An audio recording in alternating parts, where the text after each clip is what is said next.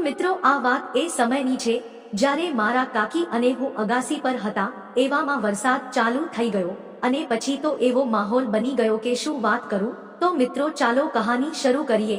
મારું નામ રોનક છે, હું 25 વર્ષનો છું અને દેખાવમાં પણ સારો લાગુ છું। મેં હજુ કોલેજ પૂરી કરી છે અને જોબ માટે ટ્રાય કરું છું। અમે અમારા સંયુક્ત પરિવાર સાથે દિલ્હીમાં રહીએ છીએ અને મારી કાકીનું નામ ટીના છે।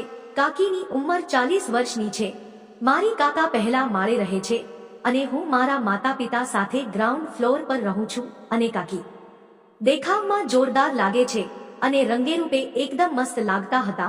હવે મારા કાકાની વાત કરો તો મારા કાકાની ઉંમર 46 વર્ષની હતી અને એ કામના લીધે વધુ સમય બહાર રહેતા હતા, એટલે હું અને કાકી મજાક મસ્તી પણ કરતા હતા અને કાકી મને ચીડવતી પણ હતી, તું કોલેજ પૂરું થઈ ગયું તો પણ હજુ કાચો કુંવારો છે, હજુ સુધી કોઈ છોકરી મળી નથી અને હું પણ એને ખીજવતો હતો અને આમ દિવસો વીતતા હતા। હવે આ વાત તે સમયની છે જ્યારે જુલાઈનો મહિનો હતો, વાતાવરણ ખુશનુમા હતો અને અચાનક વરસાદ શરૂ થયો। વરસાદ શરૂ થતાં જ હું નહાવા માટે ટેરેસ પર પહોંચ્યો અને ત્યાં પહોંચતાની સાથે જ જોયું કે કાકી તેને સાફ કરી રહી હતી।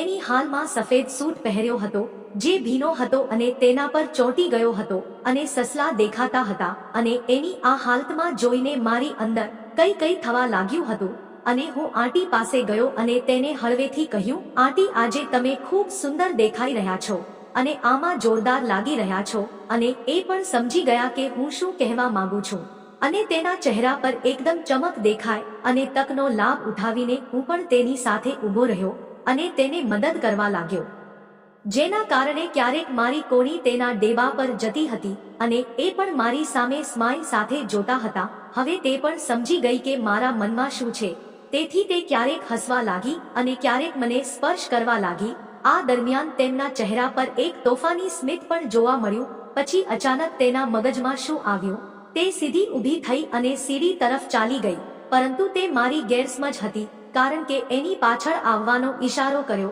અને જ્યારે હું તેની પાછળ જવા લાગ્યો ત્યારે એ એના રૂમમાં જતા રહ્યા અને હું પણ એની પાછળ રૂમમાં પહોંચી ગયો અને જોતાવેંત ટીના કાકીને ગળે લગાવી દીધા અને એ પણ મને વળગી પડ્યા, જાણે આ વાતની રાહ જોતા હોય। એ મારી સાથે મજા લેવા માંડ્યા અને પછી શું થયું એ આખી કહાની હું મારા બીજા ભાગમાં જણાવી। વાર્તાનો બીજો ભાગ સાંભળવા માટે વિડીયોને લાઈક કરી ચેનલને સબસ્ક્રાઇબ જરૂર કરવો।